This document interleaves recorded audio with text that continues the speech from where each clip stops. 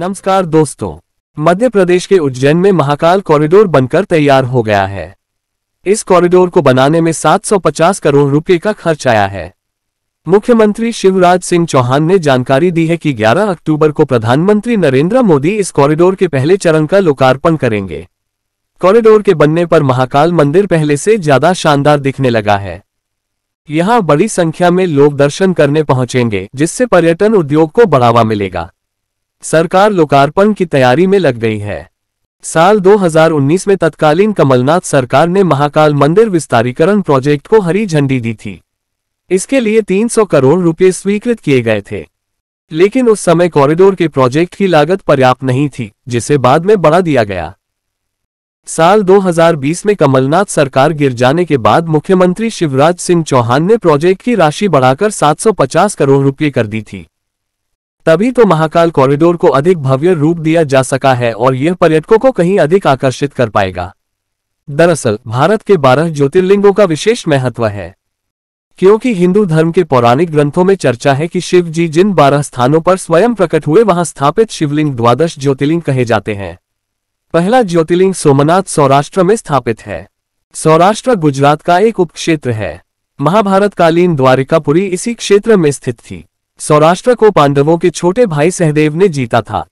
इसी प्रकार दूसरे ज्योतिर्लिंग श्री मल्लिकार्जुन की बात करें तो वह आंध्र प्रदेश के पश्चिमी भाग में कुर्नूल जिले के नल्ला मल्ला जंगलों में श्रीशैल पहाड़ी पर स्थित है। तीसरे नंबर पर उज्जैन के महाकाल ज्योतिर्लिंग को रखा गया है। यह मध्य प्रदेश के उज्जैन नगर स्थित महाकालेश्वर भगवान का प्रमुख मंदिर है। स्वयंभू, भव्य और दक्षिणमुखी होने के कारण महाकालेश्वर महादेव का अत्यंत महत्व है। मान्यताओं के अनुसार महाकालेश्वर का दर्शन करने मात्र से मोक्ष की प्राप्ति होती है। चौथे नंबर पर ओमकारेश्वर अथवा ममलेश्वर ज्योतिर्लिंग को रखा गया है।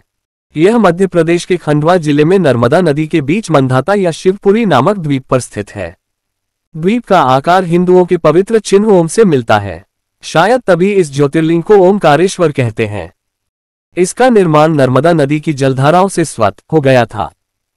यहाँ 2 मंदिर हैं, ओमकारेश्वर और ममलेश्वर। 5वां ज्योतिर्लिंग बैद्यनाथ है, लेकिन इसके स्थान को लेकर विवाद है। एक पक्ष इसे झारखंड स्थित देवघर में बताता है तो दूसरा महाराष्ट्र के बीच जिले के परली नगर में बताता है। छठे नंबर पर है डाकिनी या डंकिनी स्थित श्री भीमशंकर ज्योतिर्लिंग।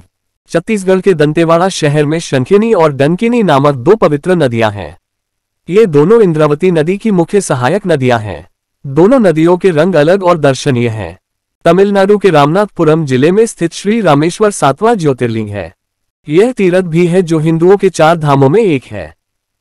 भारत के उत्तर में काशी की जो मान्यता है, वही दक्षिण में रामेश्वरम की है। यह हिंद महासागर और बंगाल की खाड़ी से चारों ओर से घिरा शंख के आकार का द्वीप है। पहले यह द्वीप भारत की मुख्य भूमि के साथ जुड़ा था, लेकिन बाद में सागर की लहरों ने इस मिलाने वाली कड़ी को काट दिया और वह चारों ओर पानी से घिरकर टापू बन गया। गुजरात के द्वारिका स्थित दारुकावन में 8वां श्री नागेश्वर ज्योतिर्लिंग स्थापित है। हिंदू धर्म के अनुसार नागेश्वर को नागों का ईश्वर कहा जाता है। इस पर कभी विस्तार से चर्चा करेंगे। वाराणसी यानी काशी में श्री विश्वनाथ 9वां ज्योतिर्लिंग है। यह मंदिर पिछले कई हजार वर्षों से वाराणसी में स्थित है। ऐसा माना जाता है कि एक बार इस मंदिर का दर्शन करने और पवित्र गंगा में स्नान कर लेने से मोक्ष की प्राप्ति होती है।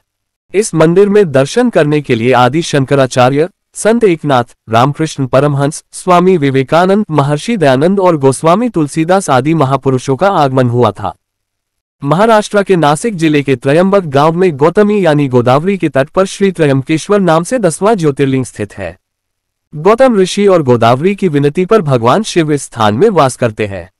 वह त्रयंबकेश्वर नाम से विख्यात हुए। मंदिर के अंदर एक छोटे से गड्ढे में 3 छोटे छोटे लिंग हैं, जिन्हें ब्रह्मा, विष्णु और शिव का प्रतीक माना जाता है। शिव पुराण के अनुसार ब्रह्मगिरी पर्वत के ऊपर जाने के लिए चौड़ी 700 सीढ़ियां हैं। इन पर चढ़ने के बाद रामकुंड और लक्ष्मण कुंड मिलते हैं। शिखर पर गोमुख से निकलती भगवती गोदावरी के दर्शन होते हैं। 11वां ज्योतिर्लिंग उत्तराखंड में हिमालय पर केदारखंड में श्री केदारनाथ है। श्री घुश्मेश्वर या गिरिशनेश्वर 12वां ज्योतिर्लिंग है, जिसे घुसनेश्वर या घृष्णेश्वर भी कहते हैं। इनका स्थान महाराष्ट्र के दौलताबाद स्टेशन से 12 मील दूर बेरूल गांव के पास है। हिंदुओं में मान्यता है कि जो प्रतिदिन प्रातः काल और संध्या के समय 12 ज्योतिर्लिंगों का नाम लेता है, उसके 7 जन्मों के पाप मिट जाते हैं। प्रत्येक ज्योतिर्लिंग का एक उपलिंग भी होता है जिसका वर्णन शिव महापुराण की कोटिरुद्र संहिता के प्रथम अध्याय में है। तो हमें इंतजार है उज्जैन में महाकाल कॉरिडोर के लोकार्पण का।